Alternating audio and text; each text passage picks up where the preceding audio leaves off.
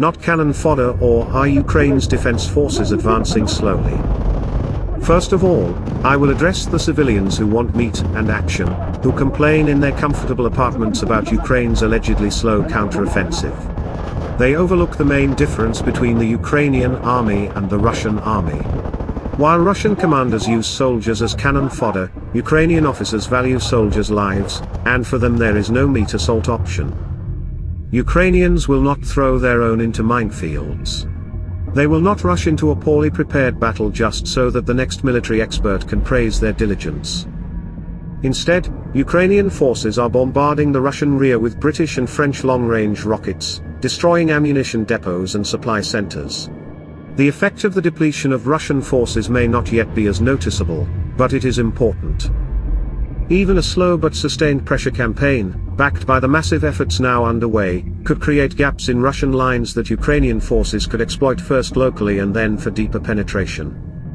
But much depends on Western supplies of equipment and military hardware. Ukraine needs demining equipment, more artillery, more drones. It finally needs aviation. Separately, I would like to appeal to the criticism of various experts, both European and American, who are also not satisfied with the pace of the counteroffensive. Ukraine has gotten far less demining equipment than it needs. It tried American-style action to break through the Russian defenses, but 10 days later it had to adopt a different approach, more cautious and consistent, matching its capabilities and challenges on the battlefield. And that, by historical standards, is a quick adaptation. By comparison, it took the US Army 4 years to develop an operational approach to counterintelligence in Iraq to eliminate the remnants of Al-Qaeda and Ba'ath. It is a common misconception for large armies to think that their way is the best or only way.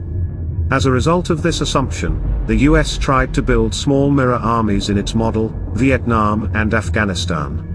And they failed because they were not tailored to the specifics of the environment or did not have the resources necessary for such a build.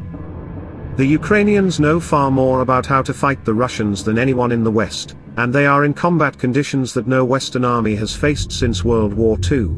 If American colonels or generals were in Ukraine and had direct contact with their Ukrainian counterparts, they could get realistic assessments of the course of combat operations and understand Ukrainian tactical and operational needs.